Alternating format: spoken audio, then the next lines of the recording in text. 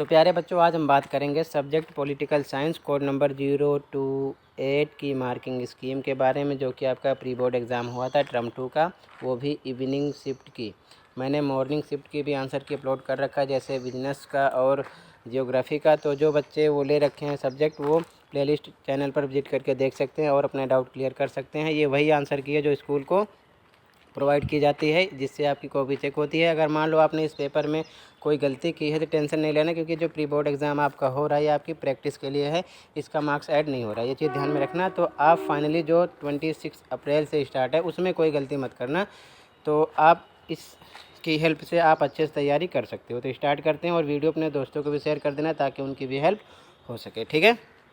तो देखो, पहला क्वेश्चन क्या, सत्ता के नए केंद्र के किन्हीं 4 संगठनों के नाम लिखिए। तो आंसर क्या लिखोगे, सत्ता के नए केंद्र, यूरोपीय संघ, आसियान, दक्षेस, ब्रिक्स, ठीक है। ये आंसर 1 आपका कंप्लीट हो गया। अथवा वाला क्वेश्चन है, यूरोपीय संघ के गठन के कोई 4 उद्देश्य लिखिए। तो आंसर क्या लिखोगे, यूरोपीय संघ के गठन के उद्देश्य निम्नलिखित हैं। पहला, आंतरिक मामलों तथा न्याय से जुड़े मामलों पर सहयोग। दूसरा, एक समान विदेश नीति व सुरक्षा नीति। तीसरा, एक समान मुद्रा का चलन। चौथा, वीजा मुक्त आवागमन।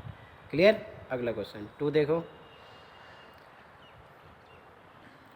क्वेश्चन नंबर 2, आसियान की स्थापना क्यों की गई थी। तो आंसर, आसियान की स्थापना निम्नलिखित कारणों से की गई थी। पहला, सदस्य देशों के आर्थिक विकास को तेज करने के लिए। दूसरा, आसियान के द्वारा सामाजिक और सांस्कृतिक, आगे देखो पेज नंबर 2 स्टार्ट है, विकास हासिल करना, विकास हासिल करना। फिर तीसरा पॉइंट, कानून का शासन स्थापित करना। चौथा, संयुक्त राष्ट्र संघ के नियमों का पालन करके क्षेत्रीय शांति और स्थायित्व को बढ़ावा देना। क्वेश्चन नंबर 3 है, WSF का पूरा नाम यानी पूर्ण नाम लिखिए। इसके तहत कौन कौन से कार्य होते हैं। तो आंसर है, WSF का पूर्ण रूप वर्ल्ड सोशल फोरम है। यह नव उदारवादी वैश्वीकरण के विरोध का एक विश्वव्यापी मंच है।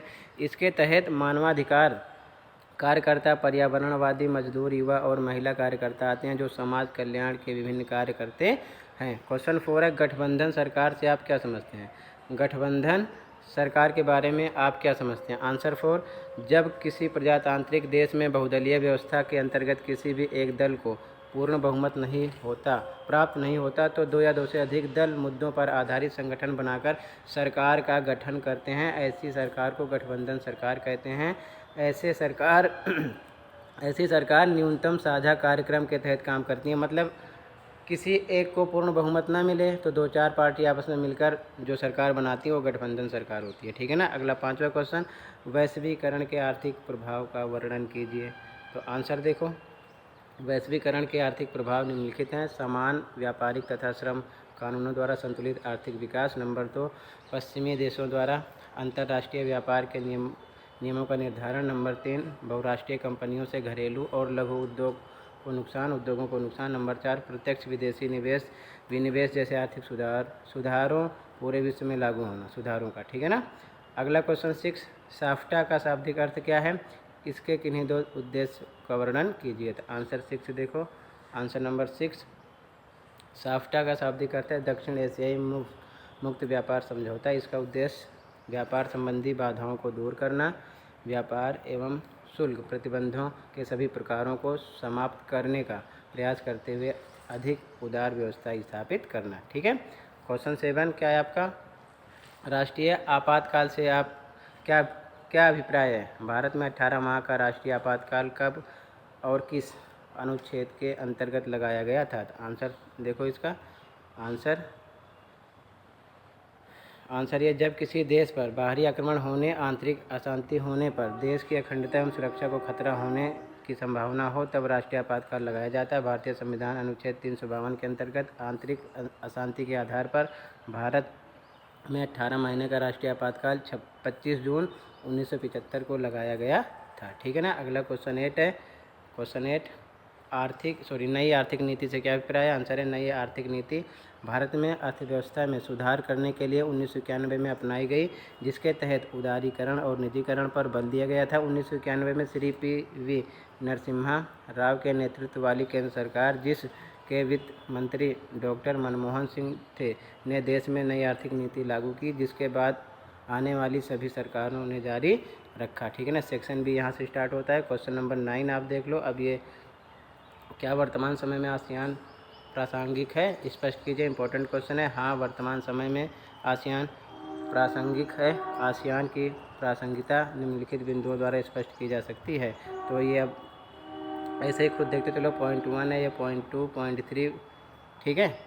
आगे ये पॉइंट 4, क्वेश्चन 10, एकात्मक मानववाद क्या है? इस विचार पर प्रतिपादन किसने किया? समझाइए, ठीक है। तो आगे देखो, ये आंसर 10 है, ठीक है, क्लियर है।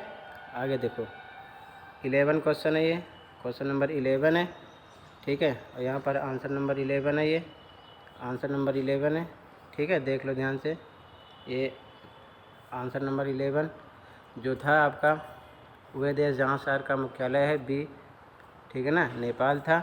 बी पर फिल करना था। वह देश जहाँ 13वां सार्क शिखर सम्मेलन हुआ, बांग्लादेश। 2005 में किस देश को सार्क में शामिल किया गया था? अफगानिस्तान। 2016 में भारत के जिस देश के सार्क सम्मेलन का बहिष्कार किया? भारत ने पाकिस्तान का, ठीक है ना। ये इसका आंसर था। आगे देखो अगला क्वेश्चन 11 ए इसका आंसर है, ठीक है, क्लियर है।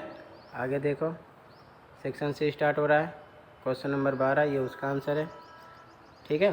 ध्यान से समझते चलो, ठीक है। अब ये ज़्यादा बड़े बड़े हैं, टाइम ज़्यादा लग जाएगा, ठीक है ना।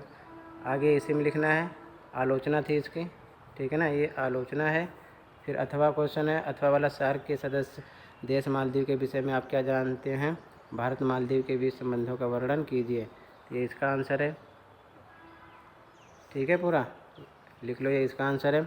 फिर क्वेश्चन 13 स्टार्ट हो रहा है, ये क्वेश्चन 13 है, गठबंधन सरकार के उदय के किन्हीं 3 कारणों का वर्णन कीजिए। तो उत्तर, गठबंधन सरकारों के उदय के 3 कारक निम्नलिखित है। कारकों का पहला पॉइंट, राष्ट्रीय राजनीतिक दलों का कमज़ोर होना, ठीक है ना। दूसरा, ये दूसरा पॉइंट है, क्षेत्रीय राजनीतिक दलों का उदय एवं सरकारों के निर्माण में बढ़ती भूमिका। तीसरा पॉइंट है, अवसरवादी राजनीति का उदय, ठीक है। फिर अथवा वाला क्वेश्चन है, अथवा वाला क्वेश्चन, सुशासन किसे कहते हैं? भारत के वर्तमान केंद्र सरकार द्वारा सुशासन स्थापित करने के उद्देश्य में कौन कौन से कार्यक्रम चला रही है? वर्णन कीजिए। ये इसका आंसर है, ठीक है।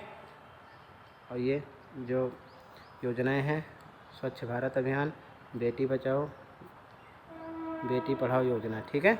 आगे इसी में ये भी है, प्रधानमंत्री जन धन योजना, प्रधानमंत्री उज्ज्वला योजना, किसान फसल बीमा योजना, आयुष्मान भारत योजना, दीनदयाल उपाध्याय ग्राम ज्योति योजना, ठीक है ना। ये सब चलाई गई हैं, ठीक है। टोटल आंसर की आपकी 8 पेज की थी, ठीक है ना। 8 पेज कंप्लीट हो गए, ठीक है, इवनिंग शिफ्ट की। आई होप वीडियो आपको समझ में आई होगी, अच्छी लगी होगी। ये वीडियो अपने दोस्तों को भी शेयर कर दो ताकि उनकी भी हेल्प हो सके। आज की वीडियो में बस इतना ही था, मिलते हैं नेक्स्ट वीडियो में। Thank you for watching this video and take care.